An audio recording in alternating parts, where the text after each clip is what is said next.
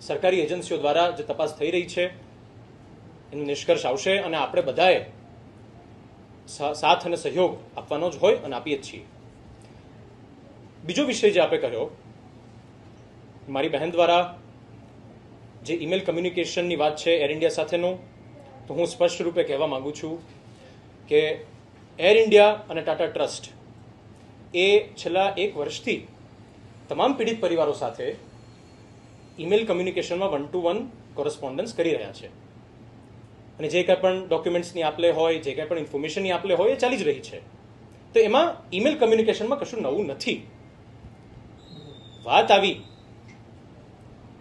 Legal claim વેવરની, તો એના માટે રાધિકાબેને પોતાનું મંતવ્ય રજૂ કર્યું અને એર ઇન્ડિયાને એક ઈમેલ કર્યો છે અને એર ઇન્ડિયાએ આપ સર્વેને ખબર છે જવાબ પણ એનો આપ્યો છે. તો આ વાત એક પીડિત પરિવાર અને એર ઇન્ડિયા એરલાઇન્સ વચ્ચેનો એક પ્રાઇવેટ મેટર છે. તો હું આપ સર્વેના માધ્યમથી એ વિનંતી કરું છું કે આ પબ્લિક ડોમેઇન પર ડિસ્કસ ના થવી જોઈએ. અને રહી વાત ઇન્વેસ્ટિગેશનની, તો we wholeheartedly support the investigation efforts. Investigation ચાલી રહી છે, તો એ તપાસ જ્યાં સુધી પૂરી ના થાય ત્યાં સુધી એના કોઈ પણ આઉટકમ પર કમેન્ટ ના જ કરવી જોઈએ. તો મને નથી લાગતું કે એ આ પ્રશ્ન વ્યાજબી છે. અને આપના પ્રશ્નનો જવાબ, ઇન્વેસ્ટિગેશનનું પરિણામ આવશે. એર ઇન્ડિયા તરફથી જે કમ્યુનિકેશન કરવામાં આવ્યું એના કમ્યુનિકેશનના જવાબમાં ન માત્ર અમે પણ બધા પીડિત પરિવારોએ કંઈક ને કંઈક ઈમેલ કમ્યુનિકેશન કર્યું હશે. તો again it's a private discussion between 2 concern parties. એક તરફ છે પીડિત પરિવારો અને એક તરફ છે એર ઇન્ડિયા, અને એર ઇન્ડિયાનો જવાબ પણ આપ્યો છે. તો આ મેટરને હવે ચોડીને ચીકણી કરવાનો એ કોઈ અર્થ સરતો નથી. જી, મેં કહ્યું ને કે સંપૂર્ણપણે સંતુષ્ટ છીએ અને તપાસ એજન્સીઓ પર ભરોસો રાખવા માટે હું બધાને વિનંતી કરું છું.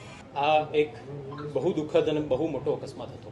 જે કંઈ પણ ભૂતકાળમાં ભારતમાં પણ અને ભારતની બહાર પણ જે એર ક્રેશની ઘટનાઓ બની છે એ કોમ્પ્લિકેટેડ હોય છે. એનું એનાલિસિસ કરવું, બ્લેક બોક્સ ડેટાને, કોકપિટ વોઇસ રેકોર્ડર અને ફ્લાઇટ ડેટા રેકોર્ડરને રીડ કરવું, એનું ઇન્ટરપ્રેટ કરવું, ડેટા એક્સટ્રેક્શન અને અલગ અલગ સિનારીઓ કે આમ હોઈ શકે તો એની થિયરીઓ તપાસવી, આમ હોઈ શકે એની થિયરીઓ તપાસવી, એ મુશ્કેલ કામ છે, કમ્બરસમ ટાસ્ક છે એજન્સીઓ માટે પણ.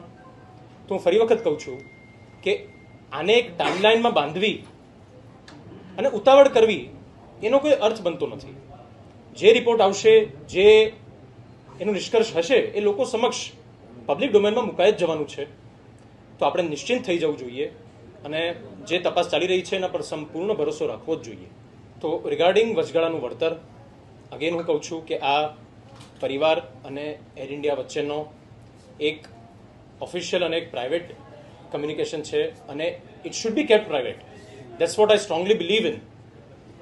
સેકન્ડલી, પરિવારના કોઈ પણ સભ્ય, એક નોમિનેટેડ સભ્ય હોય, એર ઇન્ડિયા એની સાથે વાત કરી રહ્યું હોય, અને આ અમારા જ પરિવારમાં નહીં પરંતુ દરેક પીડિત પરિવારોમાંથી એક માણસ એર ઇન્ડિયા સાથે ઈમેલ કમ્યુનિકેશન કરતું હોય, જે અમારા કેસમાં મારી સિસ્ટર રાધિકા મિશ્રા કરી રહી છે. ના, આ બધી બોગસ વાતો છે. આ વાતને હું સંપૂર્ણપણે રદિયો આપું છું. અને આ જે ઈમેલ કમ્યુનિકેશન છે એ અગેન હું રીઇટરેટ કરું છું કે આ પ્રાઇવેટ મેટર છે ફેમિલી અને એર ઇન્ડિયા વચ્ચેની. તો આ વાતને રાજકીય પરિસ્થિતિઓ સાથે જોડવાનો કોઈ જ અર્થ નથી. જે ઈમેલ કમ્યુનિકેશન થયું છે એ આરડીઆઈના રિગાર્ડિંગ જ હતું અને એનો એર ઇન્ડિયાએ જવાબ આપ્યો છે.